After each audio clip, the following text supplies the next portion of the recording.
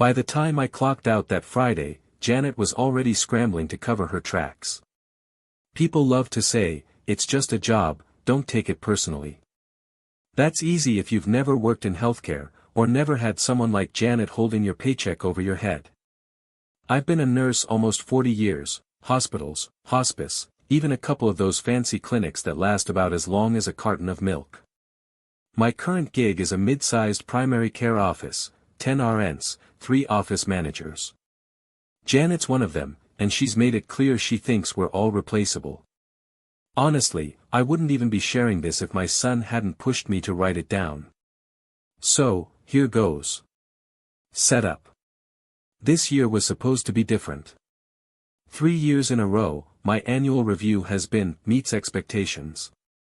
Last time I asked about a raise, I got the same old, budget constraints, talk. Translation, don't bother asking. I didn't push it. I know the game, and I care more about my patients than my paycheck most days.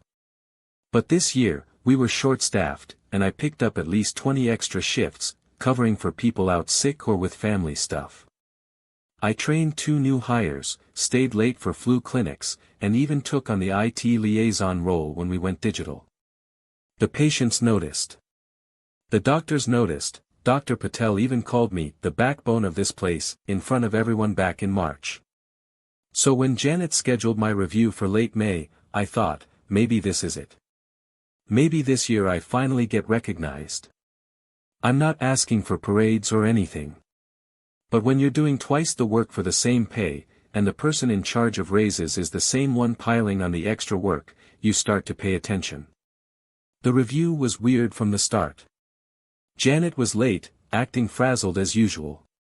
She had a folder in front of her and wouldn't look me in the eye.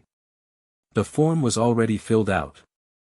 She just read down the list, meets expectations, team player, reliable, nothing about the extra shifts or the IT project.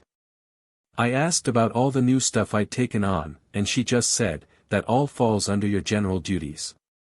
HR's guidelines, not mine. I walked out of there with a knot in my stomach.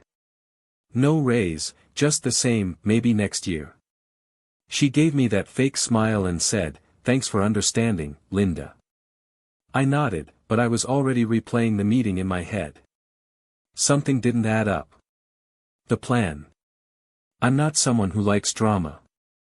I'd rather just pick up a shift than make waves. But when you've been around as long as I have, you know when you're getting played.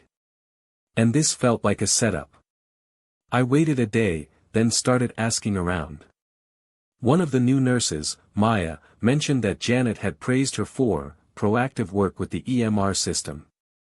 That was odd, since I was the one who did all the setup and troubleshooting. Then Paul, another RN, quietly told me he got a small raise this year, his first in 4 years, and he hadn't taken on any extra work. So the budget constraints excuse was just that, an excuse. That night, I dug out my black notebook.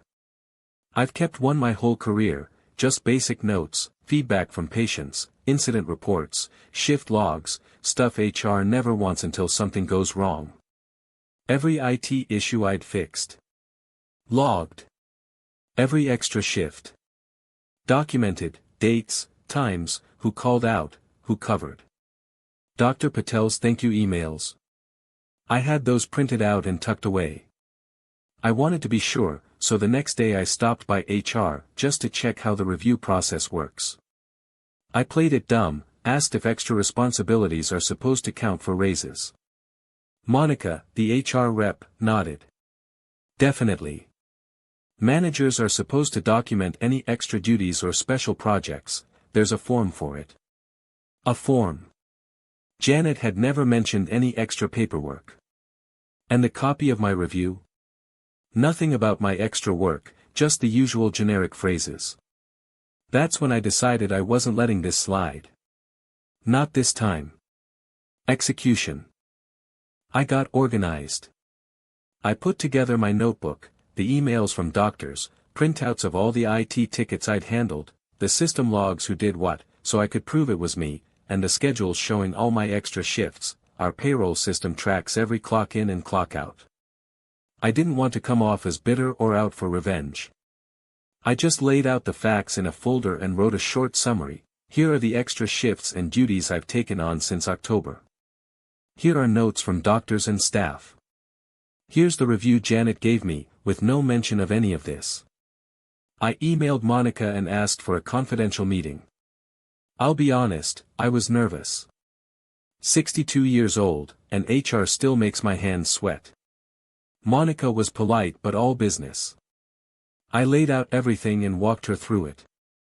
She nodded, asked a few questions, mostly about which months I'd covered for who, and who assigned me the IT role, Janet, obviously. I didn't accuse Janet of anything.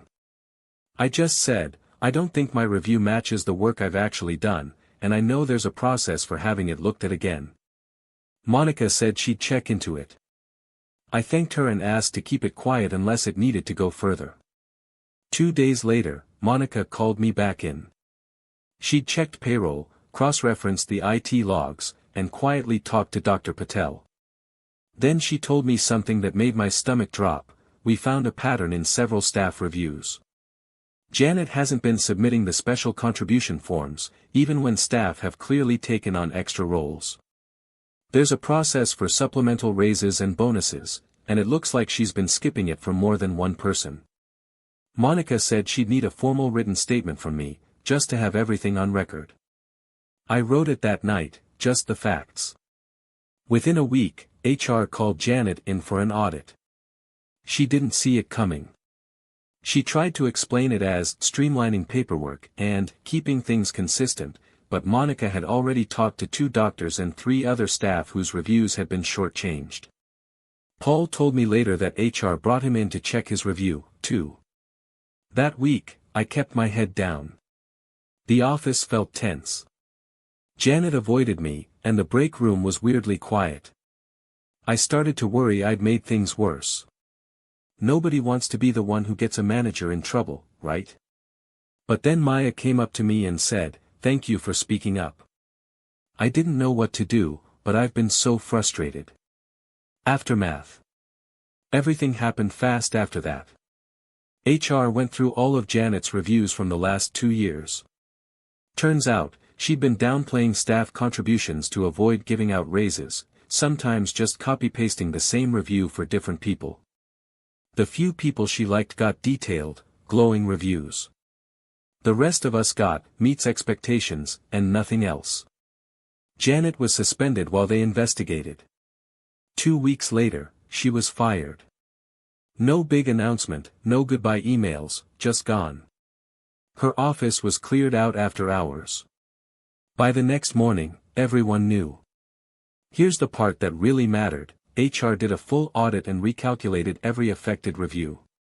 4 of us, including me, got retroactive raises and back pay for the previous year.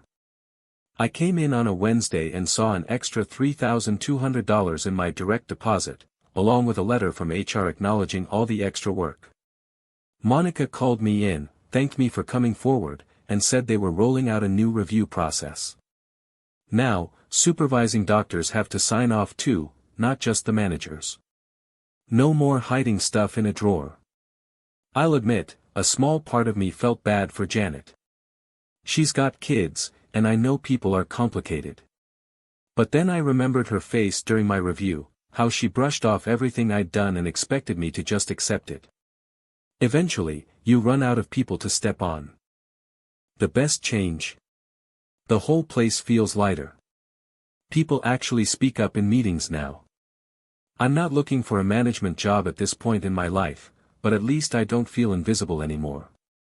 Dr. Patel started bringing coffee for the nurses on Fridays, and even Paul cracks jokes now. So maybe I made some waves, but after 40 years in this job, it feels good to know you can still stand up for yourself and actually see something change. Thanks for listening.